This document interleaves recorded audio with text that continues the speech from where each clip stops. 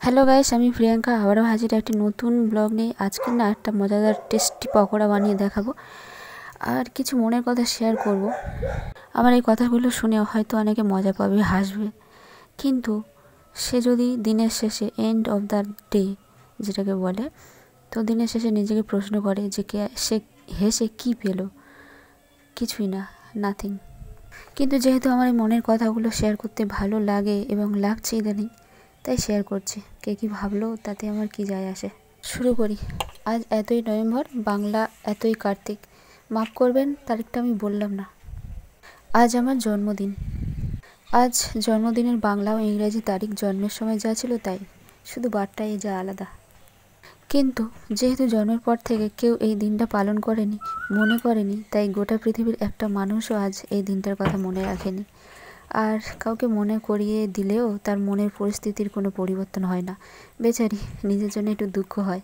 এতটা বছর পেরিয়ে যাওয়ার পর আজকের দুঃখ করার কোনো কারণ নেই, কারণ এতগুলো বছর জীবনে যেটা হয়ে আসছে সেটাই তো হবে। এক্সপেকটেশন জিনিসটা খুবই খারাপ। নিজেকে বলছি, আরে পাগলি, তুই তো এতটা জীবনে কারো কাছে স্পেশাল হয়ে উঠলি না রে।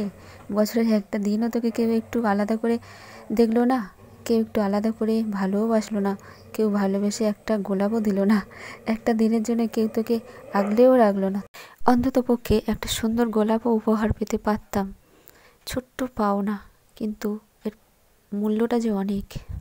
আমি জানি আমার মতো অনেকেই আছে, আমার মতোই অনেকেই আছে, তাদের মনের কথাগুলো হয়তো বললাম। জীবনে যে যতই অল্প সন্তুষ্ট, সেই অল্প জিনিসটাই বোধহয় পায় না। কাউকে কেয়ার করা, যত্ন করা, ভালোবাসা, এগুলো টাকা দিয়ে বাজারে কিনতে পাওয়া যায় না।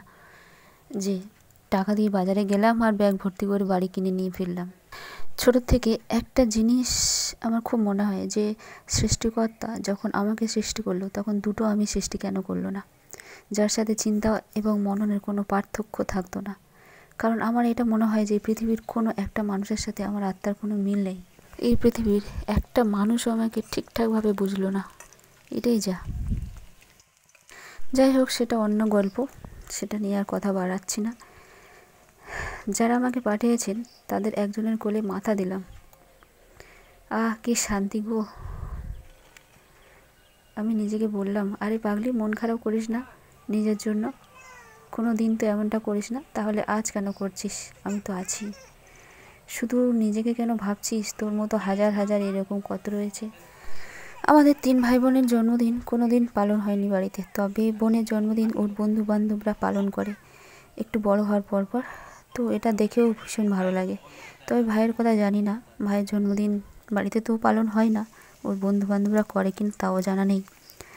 আমাদের মা কোনো দিন জন্মদিনে আমাদের জন্য পায়েস করেও দেয়নি, ঈশ্বরের কাছে বিশেষ দিনে পুজোও দেয়নি, তাহলে আজ কি আমার জন্য বিশেষ দিনে বিশেষভাবে মর্যাদা দেবে বলুন তো? সবটা ছেড়ে দিলাম, তবে একটা জিনিসের কথা ভেবে একটু বেশি দুঃখ লাগে। সেটা হলো এই যে জীবন থেকে 365 দিন, 12টা মাস আর একটা বছর চলে গেল, আর ক্রমশ কেমন বুড়ি হয়ে যাচ্ছি। কত দুঃখ বলুন তো। এত ভেবে তো আর লাভ নেই, দুঃখ পেয়েও লাভ নেই। ইটস ওকে, চলো, এটাই তো জীবন, পার্ট অফ লাইফ।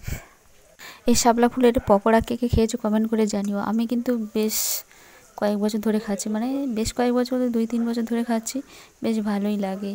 আর এটা যে খেতে হয় সেটা তো জানতাম না, ইউটিউবের দৌলতে সবই জেনেছি। এবং আমি যেটা দেখবো যে এটা খায় সেটা তো অবশ্যই বানিয়ে একবার খাবো। তো খেয়ে দেখলাম, বাচ্চারাও দেখতে পাচ্ছ কত খুশি, খেয়ে দেখছে, খুবই ভালো লেগেছে। তো তোমরাও যদি না খেয়ে থাকো তাহলে একবার বাড়িতে বানিয়ে খেয়ে দেখতে পারো। আবারও দেখা হবে পরবর্তী নতুন কোনো ব্লগে। ততক্ষণ সুস্থ থাকুন, ভালো থাকুন। এতক্ষণ সাথে থাকার জন্য অসংখ্য ধন্যবাদ। টাটা।